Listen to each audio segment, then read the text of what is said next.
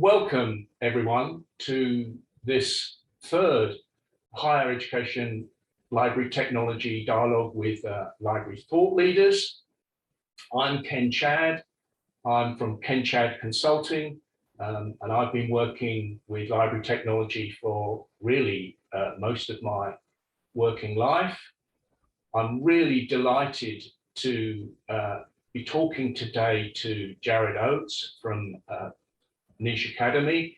I didn't know about Niche Academy until relatively recently, so I'm very excited to be able to have this discussion. Certainly student success and the role of information literacy is been certainly part of my discussions with libraries. So just a few housekeeping things. You'll notice that the webinar is being recorded. You've been muted. Do use the Q&A to ask questions, and if you want to tweet, use the InfoLit hashtag. And also, we've got some, let's move this, there's our contact details. So you see that's Jared with email address and the website of Niche Academy, and anybody who needs to contact me. There are my details. So please do feel free to especially contact Jared after you've heard what he's got to say. So I'll get going now, and I'll stop sharing the screen and start. Jared, welcome. So pleased to have you all the way from the US, virtually here. And I guess where I want to start, just to give some context really, is tell us how you came about this journey that's arrived with Niche Academy, and tell us a little bit about really how you've come to be offering the Niche Academy offer, so to speak. Yeah, oh, I'd love to. So I began working with libraries back in 2005. I went to work as an engineer for Circe Dynix, the library management system company. And I was with them for many years, and I moved from engineering into a role as director of product strategy. And I had a lot of opportunities to talk to librarians in lots of locations around the US, internationally in the UK. And I became familiar with some of the common joys and frustrations and just the realities of life that that technology can help with. And many years down the road, a colleague of mine, Jeremy Wilson, said, "Hey, I'm starting a new company," and we had a good relationship when we were both at Circe Dynix. He said, "Why don't you come help me get this new company started?" And we knew that we wanted to create a learning system, a learning platform that was easier to use than a lot of the things that were out there. But we had some specific problems in the library world that we wanted to address. And kind of the heart of it is that we felt that there were ways that libraries could tap their greatest resource to greater effect. And we really believe that their greatest resource is their people. The staff that work there, and the patrons and the students that come to the library, the academic staff that use the library. That's where your greatest resources and your greatest opportunities lie, more than collections, more than facilities. And so the learning platform that we created really kind of has that at its core. And there are a lot of very specific pain points and problems that we've worked on addressing. And that's kind of a high-level overview of how Niche Academy came to be. Right, that's interesting. And I like that point too. I think you're so right about people. It's so easy for people like me who've been involved in library technology to perhaps overemphasize the technology. And it's good to hear the importance of people. And I think what you also remind me of is that idea that, library as a service rather than a collection. And yeah. So this idea then of student success is everywhere really. I see student success librarians working in their institutions. And as a part of that, this information literacy is a really important factor there. So tell us a little bit about what you're doing there, and in particular, what we're talking about here, the title of the talk is sort of rethinking this. So what I'm interested in is how niche can perhaps help us rethink some of the ways we approach information literacy and measure those impacts. So perhaps you could talk a little bit about that. Yeah, so if you look at all of the ways that the reality of an academic library has changed in the last 20 years, there are so many things that things like a reserve desk. When I was in school, that's where you went to get course packets and things, and so much of that is delivered virtually. And so many of the the long rows of journal volumes that used to exist, it doesn't make sense to keep those physically in many cases anymore. So they're kept electronically, and it changes the nature of the value that the library provides. And I've become really convinced that one of the things that an academic library is positioned to do uniquely within a higher education institution is to teach information literacy. And it's a subject that is so tremendously relevant in the world that we live in. You think about the issues that are created by fake news and by just the barrage of information sources. So helping someone to become more literate about consuming the barrage of information, that unprecedented in the history of the world volume of information that people have to deal with, that is something that is at the heart of being an educated person. It's at the heart of what makes a student successful or not successful in an academic course of study. And the library is uniquely positioned to help people acquire those essential skills. And as you think about the relevance of the library to the larger institution and what the library has to offer that no one else can do, it seems to me that has to be an essential part of the conversation. If the library can be the place at the center of campus that helps people acquire these skills, then the library is indispensable. So this is a really important strategic factor for librarians. And as I talk to librarians engaged with information literacy, one of the problems I see is in a sense that they're not perhaps overwhelmed, but it's a time-consuming activity. And I'm just wondering, as we've been moving online, is there a way that we can make this activity scale up, giving its importance to student success?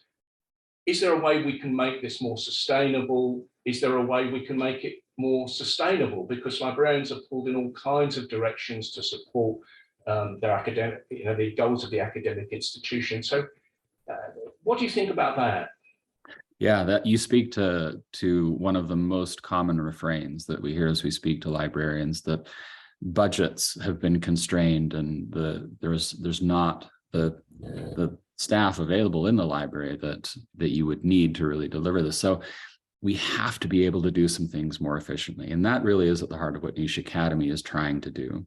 We're trying to save some time and create some efficiencies.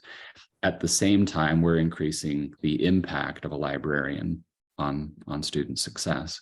So things like creating or delivering introductions to academic databases. You can spend a lot of time doing the same kinds of introductions over and over again.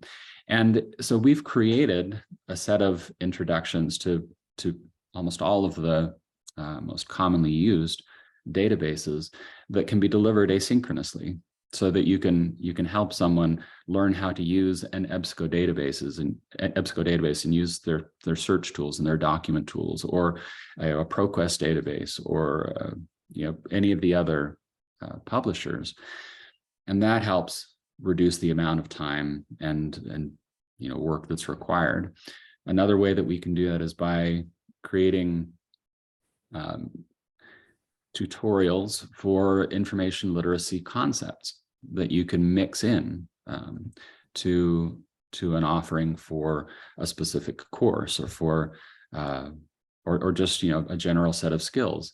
If academic staff are concerned about plagiarism and they want people to understand how to do citations properly, that's something that we can create tutorials for, and that saves time for librarians because it gives them then a way not to have to do all that work.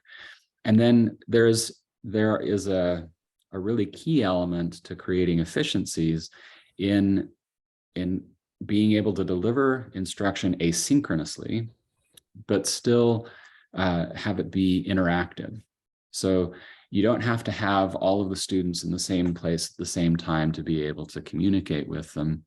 You can use that very limited resource of in-person time more effectively if you can supplement it with asynchronous instruction that is still interactive. It still allows a librarian to give feedback and to measure learning outcomes, but you don't have to just try and do it all in a 45-minute session that you may get once in a student's academic career. Yeah, it's interesting. So if I could summarize that, perhaps it's that ability.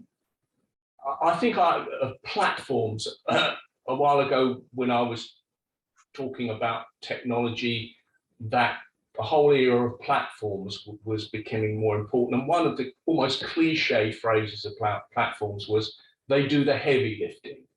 It sounds to me as if what you're doing is some of that aspect of taking away the burden of preparing some of this material. And then that's so enabling that synchronous communication, if you like, to be even more effective, because you're taking away some of the burden. But tell me a bit about how people can, let's get a little bit into the nuts and bolts and think about how do people use that content in their own local context, and how does it work within the, if you like, the technology environment of an institution? Yeah, so we've found that librarians can get the most traction with instruction that they deliver if they don't make people go out of their way to find it. So if you can embed library instruction into a regular course in the campus learning management system, then it's part of the natural flow. The students are already on that road. They don't have to take a detour to the library website. And so what we've done with Niche Academy is we use a standard called LTI, Learning Tools Interoperability. And that allows instruction that the librarian maybe has created, or that they're using, that Niche Academy or another library has provided, and they kind of package that up for a course, and then they offer it to academic staff as just a ready to use drop-in assignment. And the academic staff don't have to do any of the grading or the instruction associated with it. The librarian still has that direct ability because it's delivered through the Niche Academy platform. But that LTI bridge, if you will, into the campus learning management system allows it to be just a natural, seamless part of an online course, no matter what learning management system the broader campus is using. So that's one example of how, kind of on a nuts and bolts level, the librarian now has something to offer the Well, student. I was going to ask you about that. Where I come from, where I was most familiar with LTI is integration of reading lists. Yeah. And one of the issues there was that librarians approached academics, and there was an element of burden on academics to participate in the reading list activity. Sounds to me as if one of the opportunities you're describing here is librarians are coming to academics with a positivity. Here's something that we can do for you in a way, rather than, would you please do this for us? Could you do me a favor? Isn't quite as appealing as, I have something that might solve a problem you care about. And that framing is one of the things that we have a tutorial for librarians about how to build some of those relationships. And a really key element is to understand what the academic staff care about. They're caring about plagiarism. They're sick of, correcting citations that are done improperly, or they want people to understand some essential research skills and how to create a central question for research. And if you can come to them and say, listen, I have some instruction that addresses those needs, those questions, and you can drop it in and not have to worry about it, then you're an ally, not one more person asking for a bit of their time. Yeah, I think that's such an important point. And what I also want to ask you about, you touched on it a little bit earlier, was this interactivity, because that's becoming a key point in all sorts of technology, education technology, and everything now is. So tell us a little bit about how Niche encourages interactivity with students to help with that student success goal. Yeah, so there are a number of ways, and depending on your goals and depending on the nature of the material that you're teaching. I mean, one of the simplest interactive things you can do is to give a quiz and then, measure the results. Did they learn? Did they not? But it really becomes kind of the next level if you can do a pre-test and a post-test. So you can say, okay, before we get into this, we want to know what you know about this particular topic. There are also kind of more flexible things in instructional design. We talk sometimes about formative assessment and summative assessment. So formative assessment means that you build things like response prompts or activities that are interactive. You can get a prompt, you can read the prompt, you can give feedback on it. You can assign an activity, give them a template, have them fill something out or do something in the real world, and then bring back evidence of what they've done. And those things are part of the instructional process, as well as a measure of what learning is happening.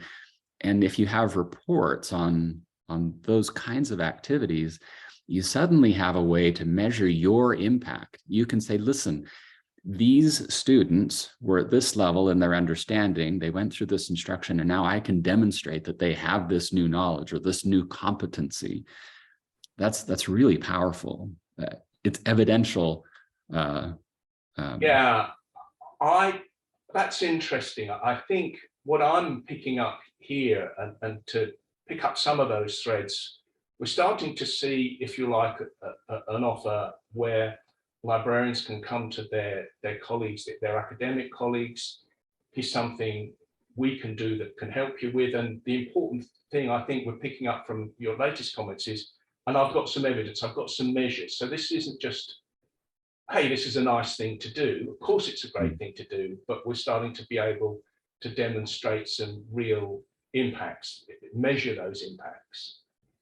And what we found is that when it comes to budget discussions, those measurable impacts are gold. They allow you to say, if you don't have this, here's an outcome that you will not be able to measure.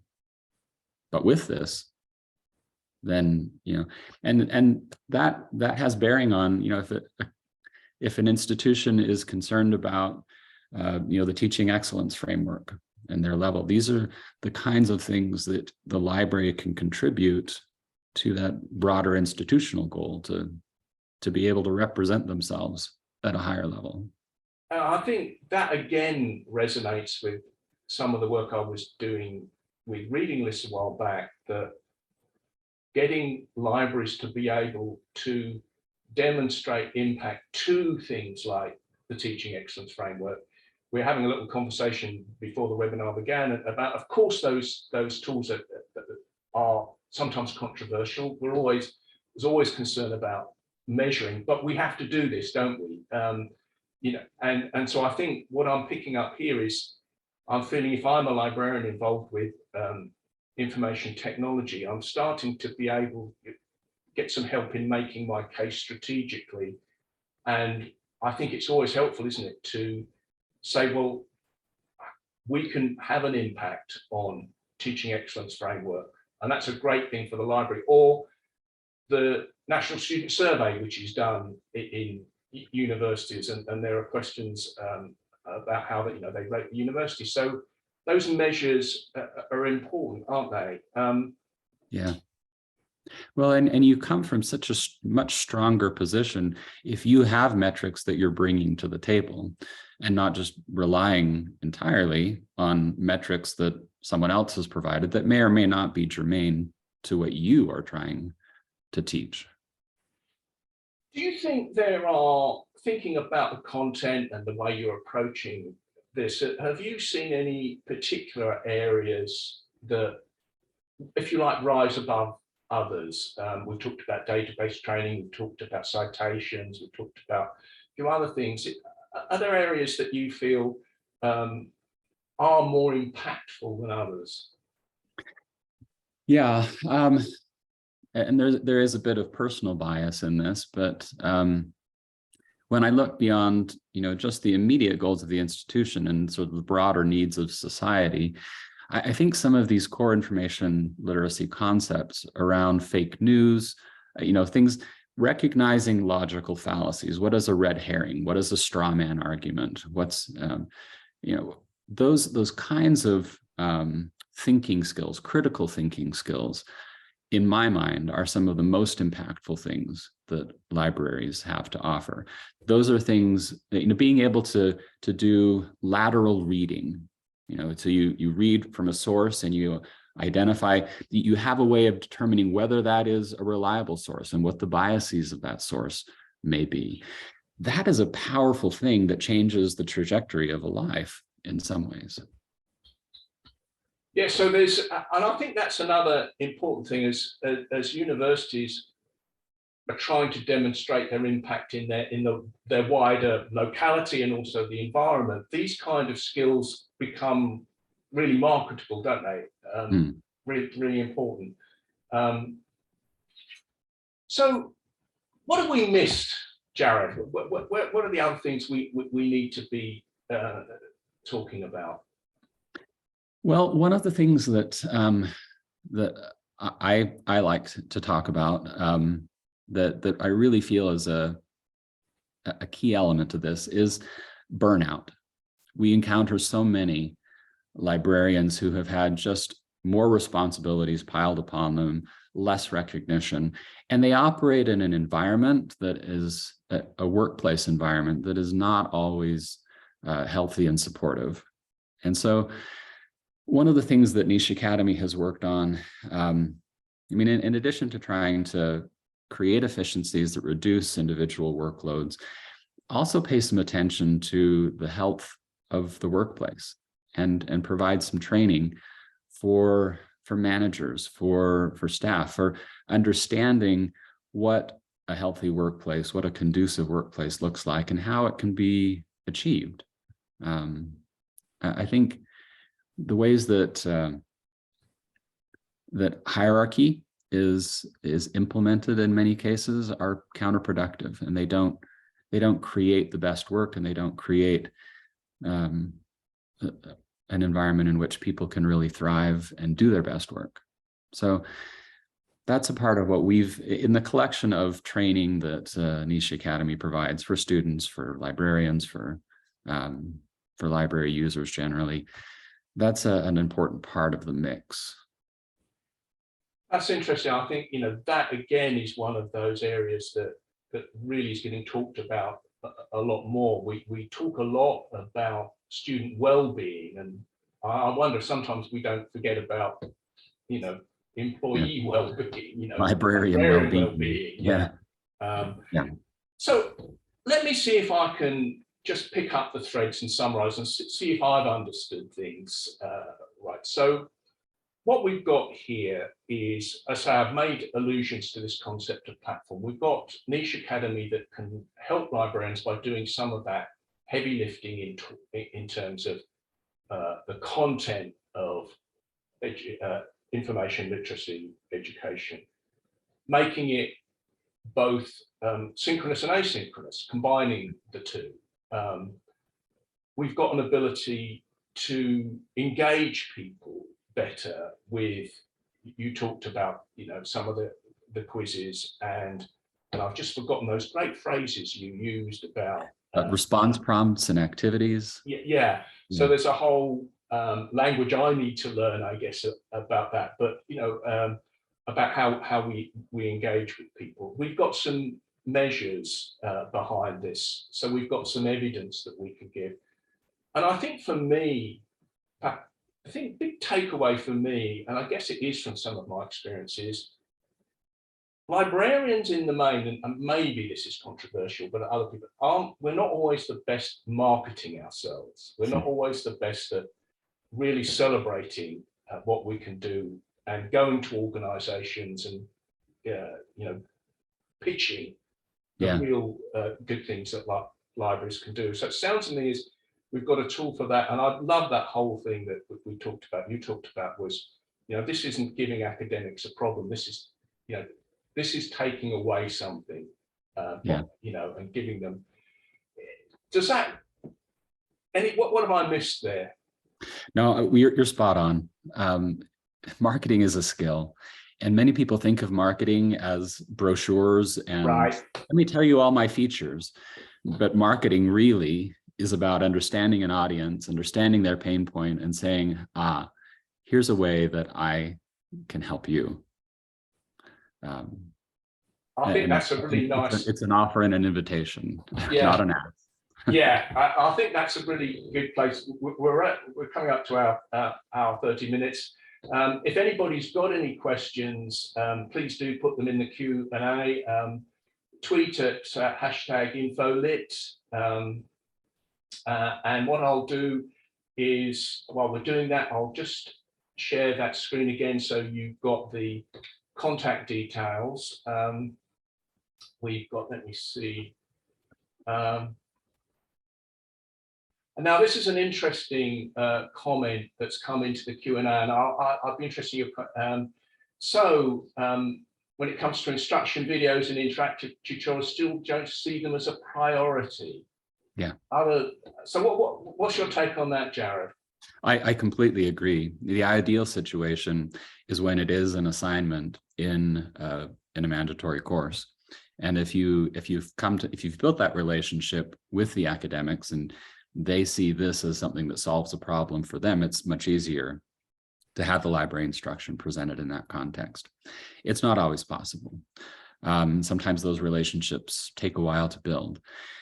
Some ideas that I think can help with that is to make it very easy to use and easy to find within the library website. So one of the things that the Niche Academy platform does to address that is we have the ability to add what we call widgets to a library website. A widget can look like a button or a link, or it can even look like an image. It's a video that you can click on and it'll open up within a light box, so you don't have to leave the web page that you're on, but it can present a very succinct, short bit of information that's germane to whatever web page you're putting it into. So, you can have a little tutorial on plagiarism, or here are some citation tools. Here's a tutorial on citation tools that will help you as a student spend less time worrying about formatting your citations. It's the kind of thing that the easier it is to get to, the fewer clicks, the less they have to navigate through a tree or a taxonomy to get to. You can just make it a visually appealing and front and center. It's earnest of the value that you provide. And I guess your comment about integrating with the learning management system, the VLE, is important here. That is where the students tend to be, isn't it? Let me just offer one illustration of that. Utah State University was one of the first universities that Niche Academy started working with, and they had about 1,300 views of their library instruction per semester, and they felt like that was respectable. And then when they began this in earnest, this process of building those relationships with faculty and embedding the instruction into regular courses, They went from what they thought was a respectable 1,300 views to 35,000 Wow. views in a single semester. That's Yeah. 1,000%. Yeah. So, Yeah. That's a good example. Yeah. So I think, again, one of the takeaways for me is it's always helpful to be able to have tools that help us do more. Yeah. Like you said, librarians are under a lot of pressure to do all kinds of things. So taking, again, helping people enable to do those things. And I just want, before we go, we've got another question from Ralph Cox there about financing, costs for libraries. I mean, is there anything? I mean, obviously people can get in contact with you directly. I'll put up the contact details in a moment. But is there anything you want to talk about how people can finance this service? yeah. So the pricing for a subscription is based on the full-time enrollment of the institution. So that's how we measure the value. And we have a partner in the UK that DCA is our partner, and they can give you a price based on your FTE. And one of the things that we've done to try and keep it affordable is that there aren't any additional service fees or implementation fees, or if there aren't any additional support fees. And you don't have to pay more depending on which tutorials you use. When you subscribe, you have access to everything that Niche Academy offers. That sounds a pretty simple and straightforward model. And it makes sense based on size of institution, FTEs. Yeah. Okay, everyone. Well, we've done our half hour. I think I certainly found it really interesting. There's lots I've learned. So thanks so much, Jared. I'm going to put up just share the screen with the contact details, so that if anyone needs to, there's Jared there with email and contact details. So do feel free to contact Jared. If you do need to contact me, that I'm there as well. So thank you to everybody who attended. Thanks so much once again, Jared. It's been really, really interesting. I'd like to see how this progresses. I'll leave this up for a while, and I'll just stop the webinar in a couple of minutes. So thanks, everyone. Thanks, Jared. And thank you so much. It's just been a delight to talk to you. Okay. So I'll leave this up for a minute or two, and then I'll stop the webinar. So thanks, everybody. Thanks.